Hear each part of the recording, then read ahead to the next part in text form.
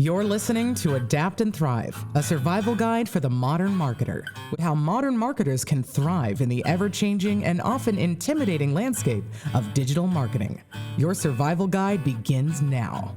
Welcome to Adapt and Thrive. This is the third episode of our L7 Marketing Machine series. Yes. Hello, everybody. Hello, marketers. We're going to talk about the all-important build and run phase. After you've done the brand assessment, you really get down to the nitty-gritty. You've researched your marketplace, you researched your competitors. You have a product roadmap in mind. You know how you want to articulate your brand, the story you want to tell. Now you're going to put together a action-based marketing plan, which very few marketers have, actually. And if you do, you're way ahead of the game. And it's going to contain more than a few sections. 7 is what we like to see. And we're going to run through each of those 7 sections and how we build those out and what we do with our clients collaboratively to give them a plan for success to build on each and every year. And one that's flexible enough that they can make course corrections. We can make course corrections. And ultimately, one that they're confident will hit their overall objectives and goals. Okay? So let's talk about the first one, Theresa. It's the marketing section, which really it defines the scope of your services or offering. And I know it sounds pretty basic, but if you don't talk about how wide and how deep you want to go with your services, or what you want your products to deliver, you end up trying to be all things to all people. And as you know, Never a good thing. That's not a good thing. So the scope is really important. The scope of what you're offering as a company is super important. And with the scope is your positioning. Obviously, it's logical, right? What makes you unique is goes hand in hand with your scope, and also your product roadmap goes hand in hand with your scope. And let me encourage every marketing director, every marketing team to be involved in their product or service roadmap, because it's so important for you to bring your expertise to the table. It really is a game changer for your company, and too often companies exclude the marketing department from their product roadmap, from the services roadmap. And I think it's a mistake, because who knows better how their market's evolving, how the marketplace is evolving, how their competitors are evolving, and to truly compete than the marketing department. Absolutely. So in the build and run phase, you get the marketing plan.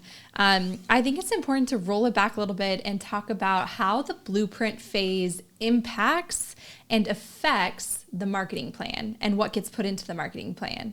Yeah, good point. I think the blueprint phase, I'm going to put it in building terms. If you're going to build a house or a structure or a beautiful office building, you need the planning phase. You need architects. You need to look at materials. You need to lay out a plan, and you ultimately need a blueprint that the builders can actually follow and realize your vision. And that's really what the blueprint, the L7 brand blueprint is. It's a roadmap for this next phase, the build and run phase. It really lays it all out. We've done our research. You know who your competitors are. You know the competing products and or services. You know how you want to articulate your brand. You now have a brand new, unique positioning statement that only applies to your company. It cannot be applied to anybody else or any other brand. This is the phase, I think, where the magic comes alive. This is when you really roll up your sleeves and you start to put into place everything that has been established in the blueprint phase. And I love the blueprint phase. All of the questions asked are so thought-provoking, and you get this beautiful visual at the end. But then you get to put that all into play in the build and run phase. And the marketing plan really is everything coming together to create that plan that leads everybody forward. It leads the charge. And so on that note, what goes into our successful marketing plans? There's a lot there. Like you said, 7 different sections, lots going on. What encompasses, what makes up our marketing plan? The next section is marketing and communications, right? Your conversion funnel pipelines, KPIs, marketing objectives. And we'll come back to these, Theresa, and we'll talk about each one in more detail. Objectives by KPI, right? Specific marketing goals. Then you want to look at a creative strategy. How does your messaging, your story, your all-important creative strategy, how does it articulate your brand, right? Are you like Skittles and it's wild and crazy and, really appealing to kids? Or are you more like Anderson Consulting, staid and, very serious? There's an incredible spectrum of how you can communicate your brand, and it really, really sets you up for success.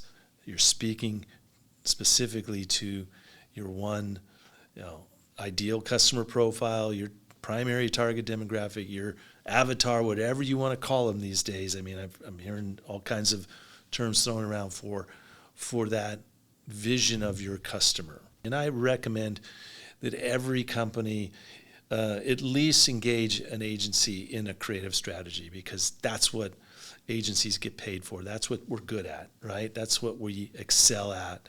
And it's really important that you don't take that step lightly, right? Yeah, absolutely. I would say too, in the marketing and communication section, you get to define your pipeline, you establish your KPIs, and man, how many times do we have clients who come to us, particularly in the e-commerce space, who don't have those KPIs established, and it's difficult. It's really difficult to define success when those metrics aren't black and white. And so I would say having the opportunity to sit down with your team after you've already taken a look at everything as a team holistically in the blueprint phase, you have all of these really key points kind of defined about the company and the trajectory of the company. And now it's putting kind of pen to paper and saying, okay, here's our sales funnel pipeline. Here's where we want to be in 5 years from now. And let's define what that success looks like. You would be so surprised at just that, how oftentimes we don't have that, and marketing teams don't have that when they engage an agency, and everybody's kind of fighting for success in their own way, and the alignment is off. It's you have to have that alignment, and the marketing plan can help do that. Yeah, we typically see that when we maybe there's been a client has had agency experience in the past, then they've brought it all in-house, and this just happened recently, and they went back into the agency world and they engaged with us, and we said, okay, let's look at this data. And it's an e-commerce company, which data is essential, right? So right. Essential for e-commerce companies. Okay, let's look at your data over the last year. See what's working, what's not. See how we can improve it. No data. It was a black hole. If you're working with an agency, they can help you sort it out. Right? That's what we do. Okay. So taking a look at the marketing plan, those 7 sections, I personally love the marketing and communication, because that's what's the most helpful when you start to employ a lot of the strategies. Do you have a particularly favorite section of the marketing plan, Tom? Well, it would be the creative strategy section. In selling and media. A media section is also interesting because, when I got into this business many years ago, decades ago, there was only a handful of really viable sales channels. At the time, this almost seems unbelievable in the 90s, but there was only experimental budgets for internet advertising, what they called internet advertising. It was all experimental stuff. What a simple time. Yeah. So you got a budget for that. You got an experimental budget. And you get to play with it. But then there was the traditional stuff. But now, with the reliability of digital advertising, it's in the standards becoming a consensus, and there's a true standard out here. You can still argue about the validity of impressions, if they're real or not, but nobody can argue with click-through rates and conversion rates and things like that generally, right? So you have many channels now, and most of them are viable if they're out there. And I always tell my clients, if what's the best? Well, the best is really, it's become a commodity advertising. So it all works at its certain price points. I think it's the one that either you or your agency's best at. And if you want to utilize a channel that your agency's not particularly versed in, then augment your partnerships. There are so many channels out there these days, and I think it all depends on the product you're trying to sell, your target demographic, the company. There's so many factors now that play into the evaluation period, like the evaluation of each platform and whether or not it works. And I think at the end of the day, you have to test a lot of them, because sometimes you really just don't quite know, or maybe it was just, I see all the time people coming to us, for example, who say Facebook doesn't work. Well, no, just the way you've been doing Facebook doesn't work. Facebook works. There's a reason it is the most utilized platform in the world. There's a reason why people spend hours upon hours on it. So oftentimes people and companies come to us and they tell us a platform doesn't work, and we change their mind. So I do think it matters quite a bit what your team is doing on platform as well. Before we leave selling and media, though, we should talk about B2B clients. We have plenty of B2B clients, and an ABM strategy, account-based marketing, is really there's a lot of work there, but it can be huge payoffs, because generally, most business-to-business clients, their lifetime value of a customer far exceeds many other categories. So right. I think selling and media really come together in a B2B service-based strategy, and there's a lot of options you wouldn't use in B2B, primarily probably, let's face it, TV and possibly radio. It's too broad. You want really narrow segmentation. All of that in the marketing plan leads us to the payback calendar, which I also love as a part of this phase. Can you explain what the payback calendar is and what value it gives our clients? Yeah, absolutely. So now we have a creative strategy. We understand your product and service roadmap. We understand your competitors. We understand your primary and secondary target demographic. We have a media plan that, an outline, first draft of a media plan. Now we can start putting together these budgets and working it out in this budget and payback calendar. And the reason we call it a payback calendar is because we have used 3 different formulas. We blended them together, and we said, okay, if you want X as a revenue goal for next year, we know that if you put in this amount of marketing budget into the system we've built, it will produce X or 2X or 3X or 4X. So that's the payback part of it.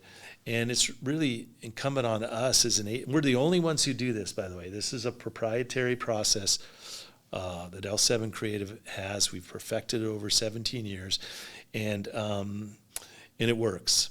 And so we put that in play, and we measure and we remeasure. Every month we measure and we adjust. There's a tremendous amount of adjustment in the first 6 months to a year.